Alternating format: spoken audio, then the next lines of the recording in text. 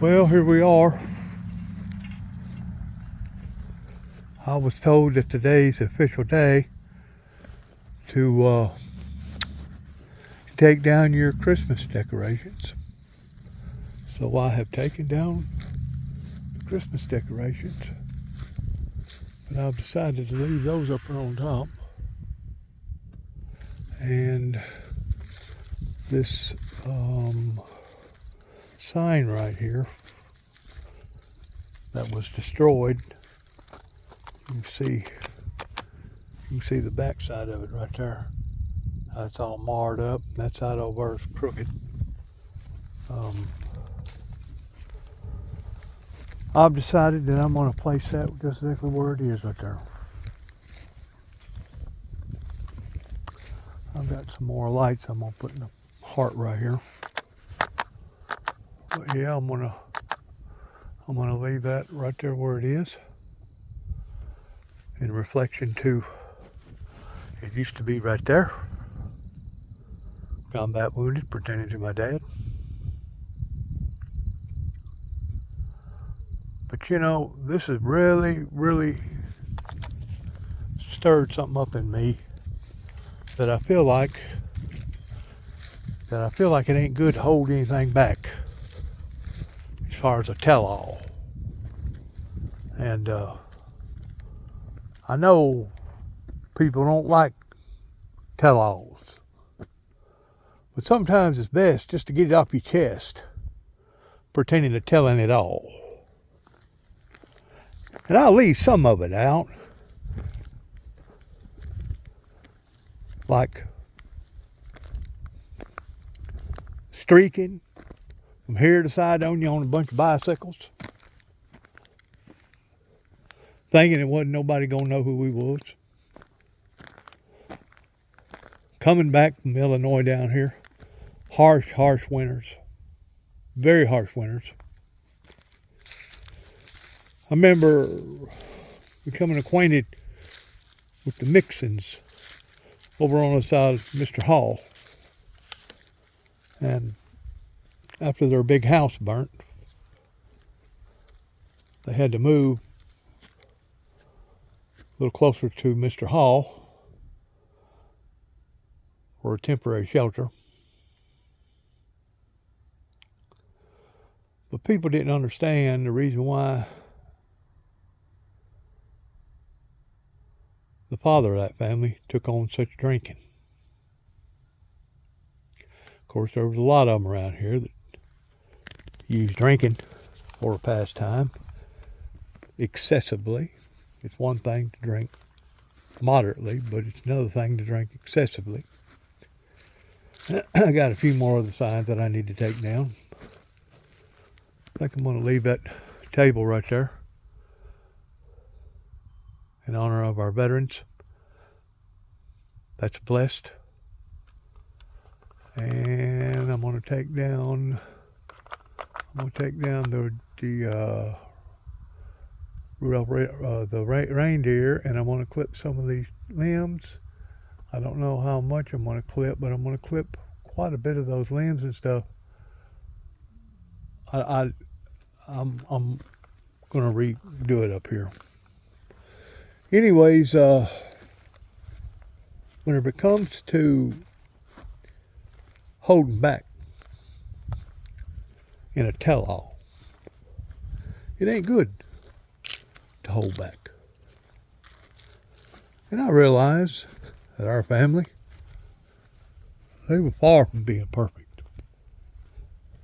They was far from being the most educated or the wealthiest of the wealthy, the richest of the rich. But I tell you what, they had pride. Though they was poor, they still had pride. And to think that this, let me rephrase this, because I don't want to hurt the wrong people's feelings, because I know I'm going to hurt some people's feelings. Whenever it comes to a certain portion of people that subjected their lives to ours, And then once they identified there was a bad problem down here, they abandoned us like the plague. They knowed how my father was in his rootlessness, all that screaming and hollering and yelling. Of course, we'd go down to the hop-in store occasionally. I'd try to beat old Layman in a good game of chess. I'm going to put this right here. Right now, I'm going to put it right here. And every time he'd beat me. Every time. He never would give me a break. Or I say he never would. Maybe he did, and I just didn't realize it. Anywho,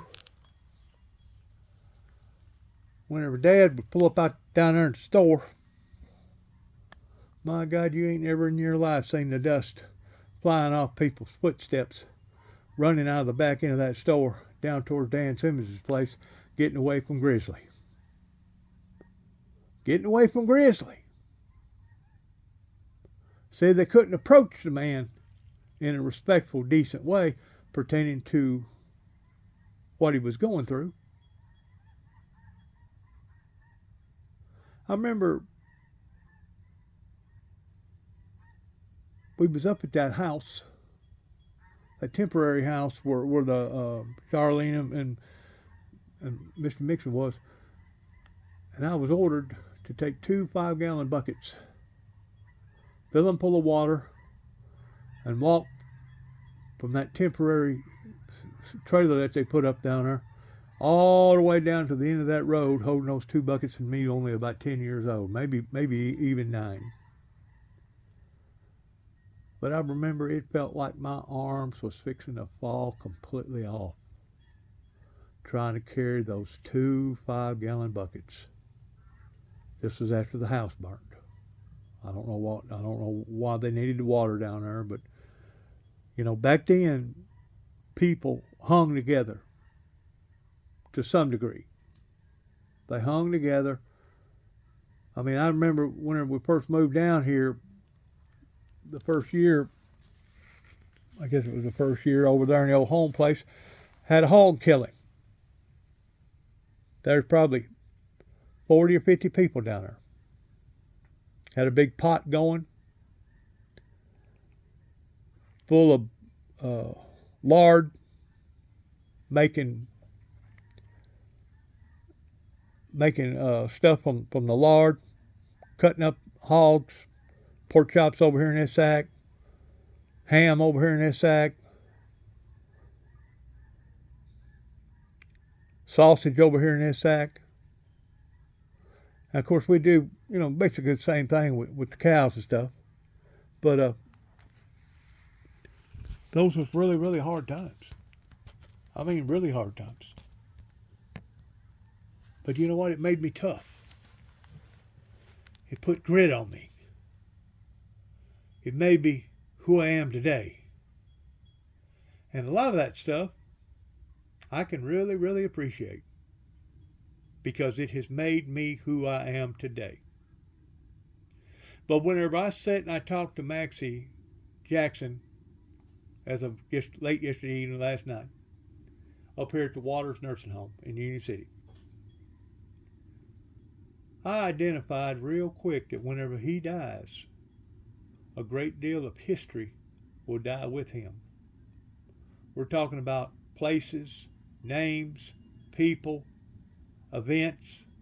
Some of them are good, some of them wasn't so good.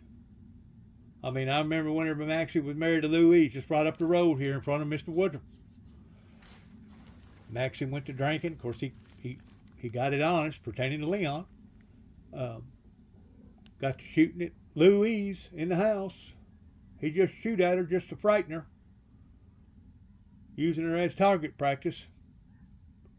That didn't go on too long till she got out of that relationship. And I can identify what had went on pertaining to generation curses. I sat and I talked to the administrator in Waters last night, probably a half hour. Me and her talked. She was a black lady with uh, um, what's the right word? Abstract coloring in her hair. Anyways, I explained to her why Maxie was the way that Maxie was, because sometimes they have problems with Maxie in there, and him becoming a bit overbearing. And after I told her about what type of father that Maxie had, what type of dad that I had, what type of granddad we had, what type of great granddad that I had, and I told her, a lot of the stuff in between, she looked at me and said, "Well, I know now why he's the way he is. Because you can walk off into his room and you'll see more Civil War military coins and military this and military that, military books, military flags, military hats, military everything. He's got the room stuff full." And he hadn't been in there but about maybe 3 years, maybe 4. He's learnt to adjust. But whenever he told me that his sister, Norma Faye, had died, that she had found out that she had cancer within just a few days before she actually got sick, and then become deceased, putting it in the same year of my son's death. My son died August 21st, 2025. She died December, I think it was the 10th, maybe it was the 11th, 2025. I'm thinking to myself, yep, they're abandoning us. They're all abandoning us, and we should probably feel like orphan children down here because of the way that they're leaving, and leaving us with this mess to have to clean up.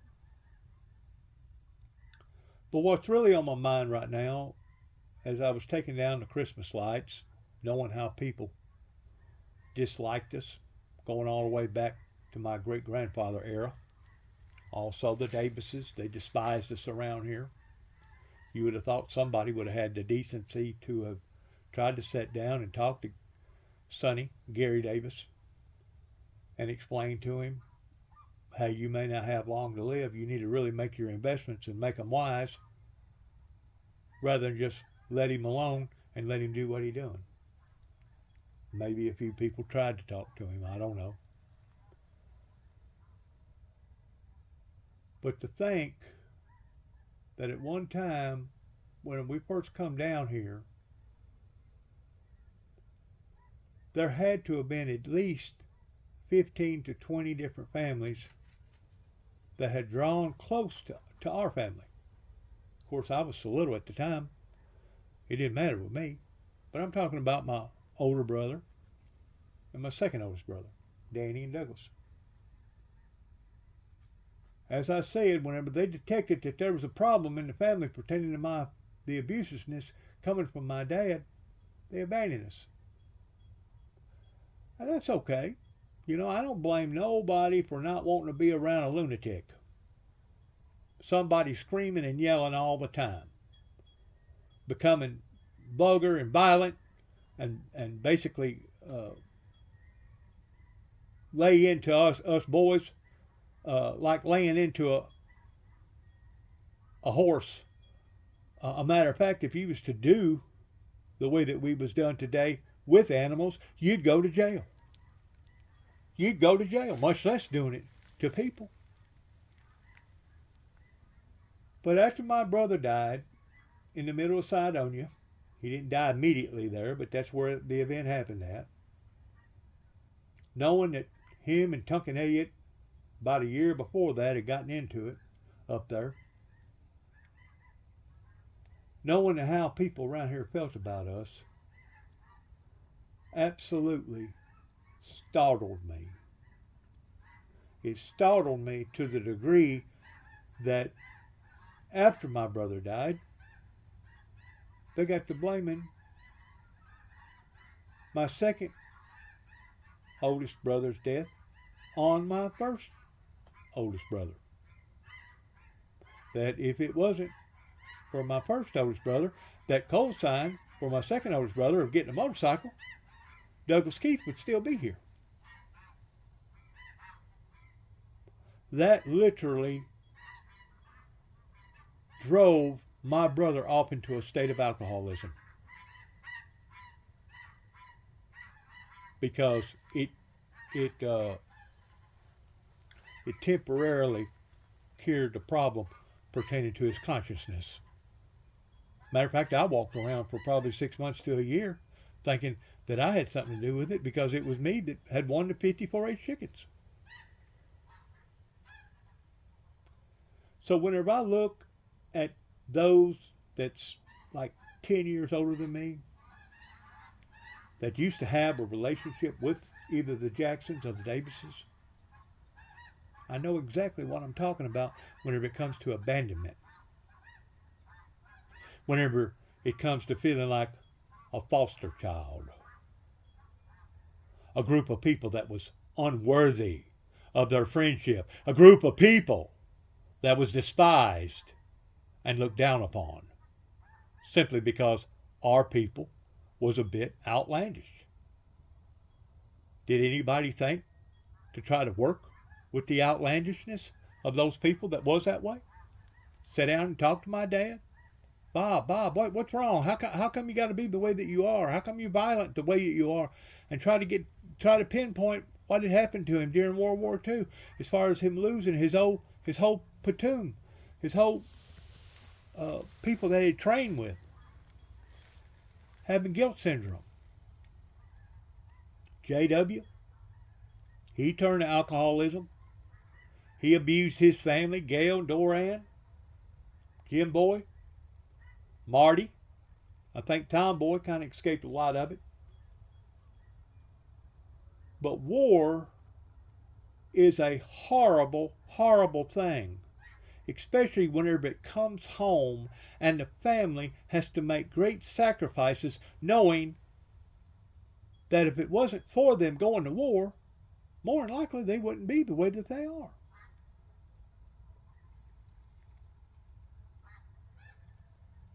To think that they abandoned us is one thing. But to blame my older brothers, to blame my youngest to oldest brother's death on my older brother was totally wrong. I can understand the reason why that they abandoned us. They didn't want to work. They didn't want to be slaved. We were basically raised up in a concentration camp down here. The Willises knows it. The Thompsons knows it. The Hills knows it. And probably about 35 to 40 other families immediately right here, or those towards Sharon or up towards Kenton, Tennessee, know what we was dealing with. And until you dealt with that type of adversity coming from a loved one, because it was the mayor over there in Kenton, Tennessee, whenever I explained to her about what we had to suffer through down here, she looked at me with no hesitation. It used to be a Neal, used to be the mayor over there in Kenton. This was after Damian Cross had already cut out of there. And probably another mayor too, cut out of there. She said, why in the world didn't your mother speak up about that? And put an end to that? What people don't realize is back then, women didn't have the rights that they do today. A woman was to be seen and not heard. And if you got a divorce from your husband, you was looked down upon. You was shamed by the community. You were shamed. Rather than try to help women back then, they despised them if they didn't be obedient to an abusive husband. My mother was frightened to death whenever all that was going on She was literally frightened to death because she knowed that the odds of her surviving towards raising us boys in a decent form without her husband, the breadwinner, would have been that much more tougher. Because, like I said, they didn't have all these amenities like they do today towards women being able to go to the Social Security office and get some sort of relief. Of course, we see that that's been taken advantage of, how people has abused that.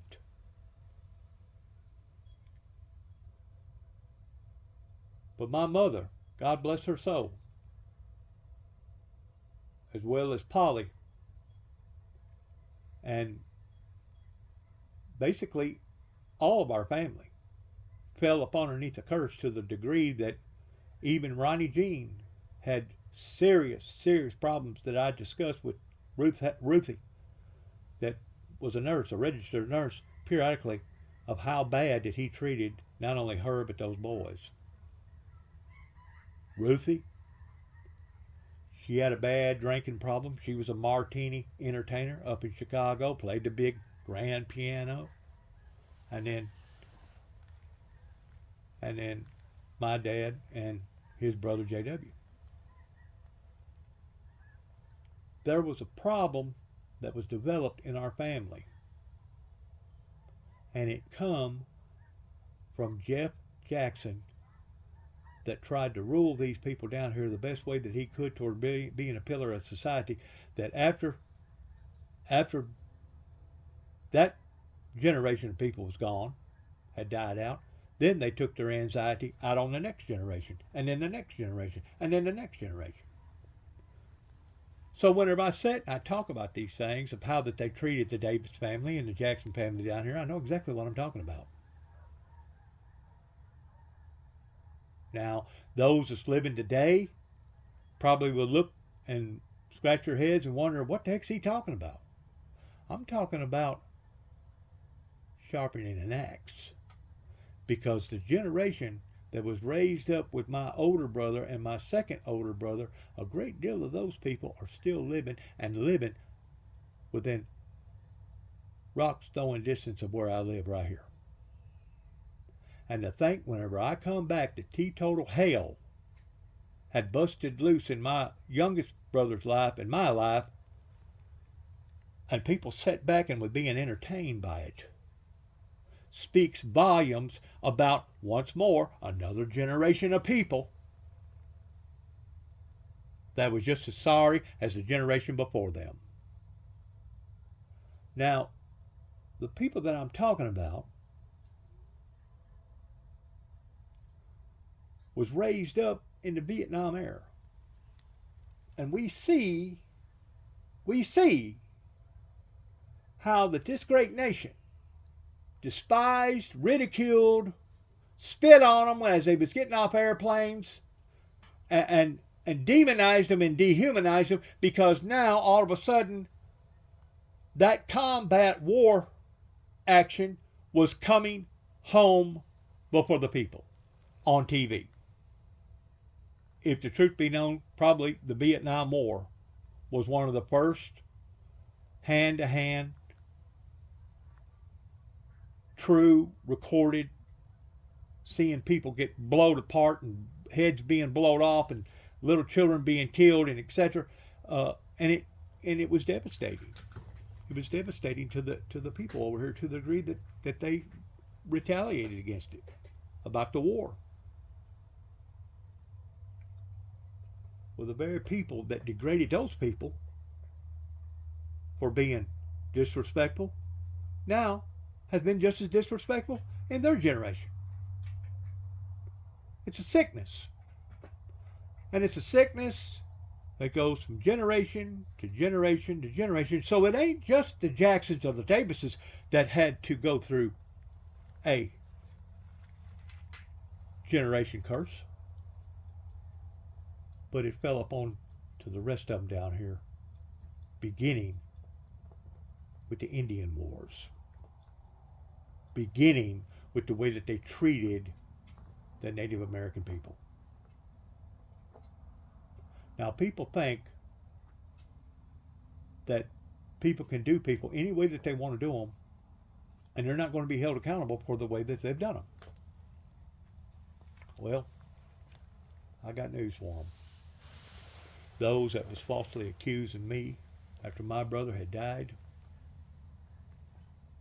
driving by here cussing and carrying on and accusing me of this and accusing me of that, they'll stand in front of their maker one day and they'll give an a reckoning towards what went on down here, including with the authorities in Dresden, Tennessee, and Martin, Tennessee, and Greenfield, and Troy, and Union City, and Kenton, and the surrounding areas that sat idly by and was allowing for that to fester for 3 consecutive years until finally my brother couldn't take it no longer and he gave up the ghost.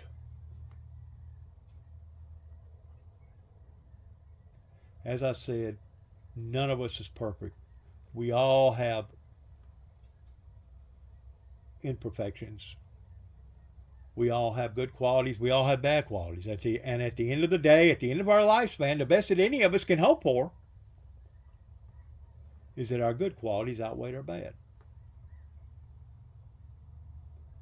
Now, I've been back here for 10 years. This is the year 2025. I come back here in 2014. There's only been less than a half a dozen families. And trust me, those families I appreciate, and I wouldn't dog them for nothing. But the rest of them around here, I don't have no time for them. I don't want to be around them. I don't want to associate with them, because those was the people that was being entertained while they know that my brother and I was being tortured because Juby decided to come back.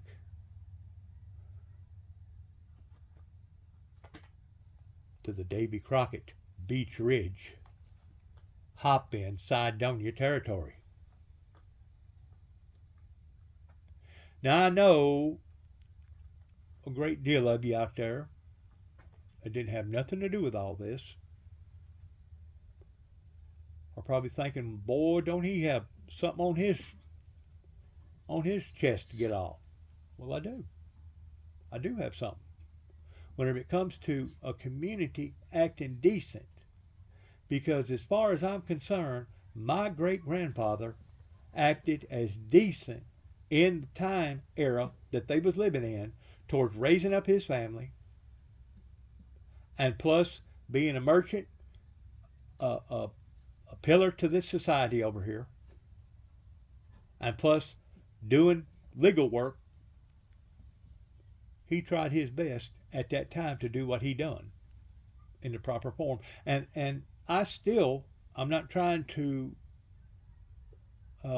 dismiss what he had done in the name of the law at that time in saying that it was right, because it wasn't right. But what I can say, that people can be sincere and at the same time they can be sincerely wrong. Whenever you have taught people in other parts of the country to hate the American people because of the bad people that's over here that we all get judged off of, that's hard to get that hate and that indoctrination out of those people's heads. Right now, we are facing down on problems like America has never seen before. And if it ain't happening on one continent, it's happening on other continents. Just like, as far as I'm concerned, we're in the middle of a crisis right here that people still want to degrade and put down Donald J. Trump, even though Donald J. Trump is trying to clean it up, trying to straighten it up. But everything that man does, I guarantee you, they question, they judge, they ridicule, they condemn. So the best advice that I can give people like Donald J. Trump is that you need to you need to do what you feel like that you need to do in the goodness of the American people. Because you can please part of the people all the time. You can please all the people part of the time. But you'll never please all the people all the time.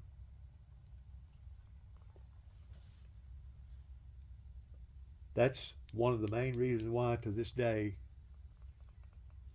I did not let none of this junk down here divert my calling towards what the Father had placed upon my life towards me to do for Him. Because at the end of the day, at the end of my lifespan, yeah, I care about every one of them down here. But I have to look at it from a realistical standpoint that if you have been throwing out your pearls for the past 30 plus years, Dennis, and these people still ain't acknowledging your sincerity, and they're still not acknowledging that you was on the money pertaining to what that you was preaching and teaching about, going all the way back into that era, into the late 80s and 90s, you can't help them. Can't nobody help them.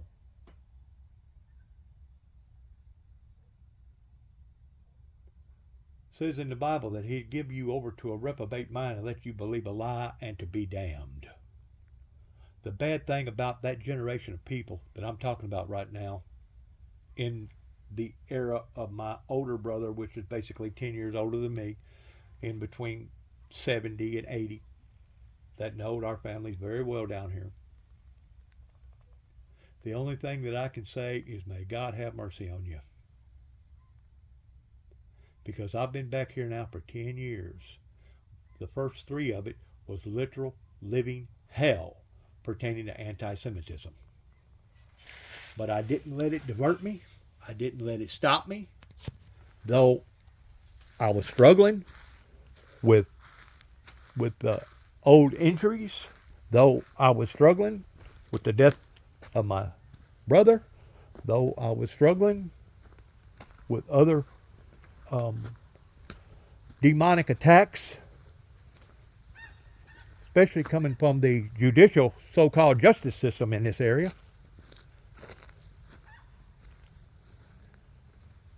I got back up. I pulled my bootstraps up even after my son's death, August the 21st, 2025, and I'm doing the best that I can. Now, if people want to judge me and condemn me and ridicule me, that's fine. But you just keep one thing in mind as you're ridiculing me and as you're judging me and condemning me. Until you walked in my footsteps with 2 broken legs and 2 crushed ankles, 3 crushed vertebrae in the lower part of my back, 2 ruptured discs, left arm been broke 3 times, right one been broke once, laid in the hospital 6 weeks, 3 days when I was 19 years old, had a kidney removed, appendix removed, tonsils removed, now my teeth had been removed, in addition to all the other scars and injuries that I went through. Until you've gone through that in which what I've gone through, please, if you don't mind, keep your opinions to yourselves.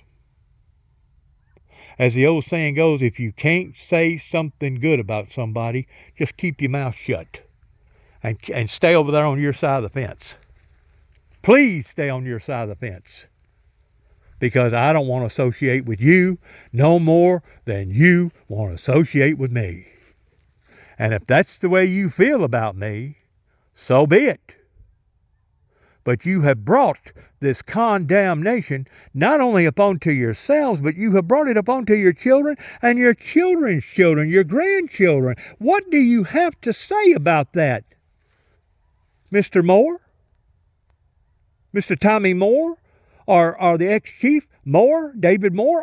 What do you have to say about that pertaining to all these people around here that supposedly had the same type of knowledge and sense that I did pertaining to opening up the Bible and reading it and interpreting it the way that it needed to be interpreted. What do you have to say about that, Mr. Neal, and his two sisters, and all them people over in Kenton and Sharon and the surrounding areas? Guilty as charged. Guilty as charged would be what I would say about it. But now, I'm not the chief cook and the bottle washer pretending to all this. It's above my pay grade. But I do know this. If you think that all this is just up and we're going to blow over and go away, no way. I will hold your feet to the fire till the very day I die. And then after I'm dead in the spirit world, whatever the Father says, I will oblige him toward running every demon into the pits of hell and watching your Luciferian Lucifer be tormented day and night and night and day and find pleasure in doing it. There's a difference in cruel, cold hate versus righteous hate. There's a difference in righteous justice versus unrighteous justice. And until America realizes that, towards how that these politicians and preachers, various people, has led us down this road of condemnation, and until they hold these people accountable for that in which what they have done, we're just going to continue to keep digging our holes a little deeper. A little deeper.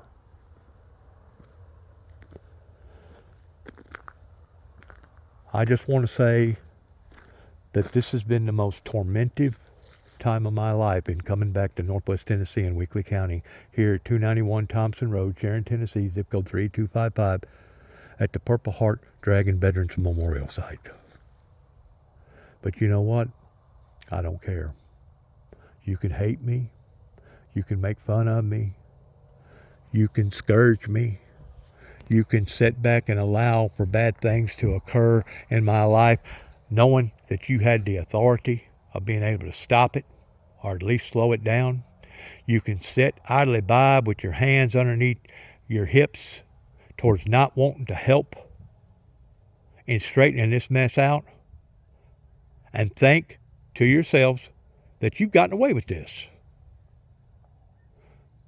But may my soul be on the altar of that in which what I'm saying. I love you, but I do not love the things that you have done.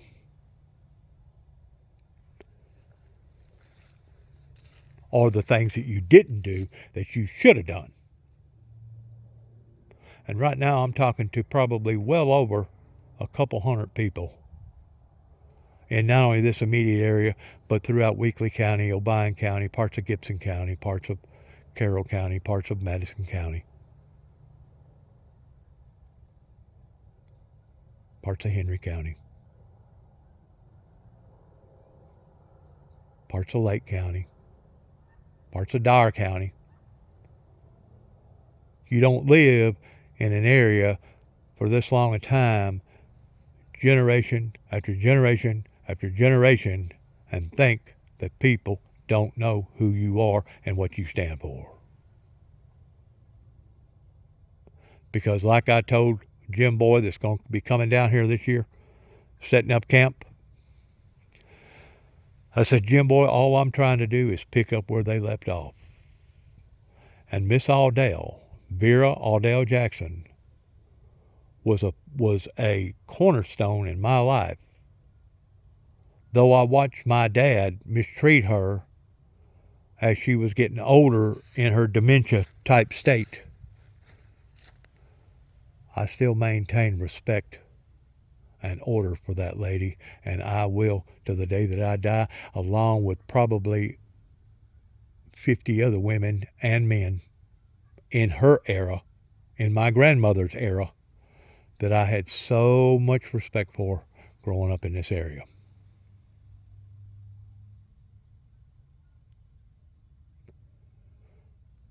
You can love the person and hate the sin. You can love the person and hate what the person either is doing or what the person is not doing. And if you can't rightly divide things in your mind in separating the two, or maybe the three, looking at it two-dimensional, three-dimensional, four-dimensional, five-dimensional, then it's not people like us that's got the problems. It's the people that can't understand us and chooses not to want to understand people like us.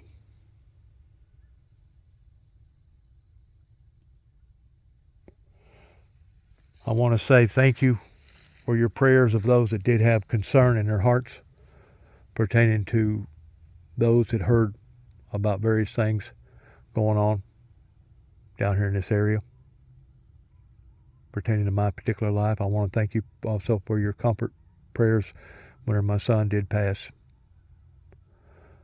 I just want to say that those that did stand out towards doing the proper and right things, you will always be welcome and have a special heart, a special place in my heart for that in which what you have done.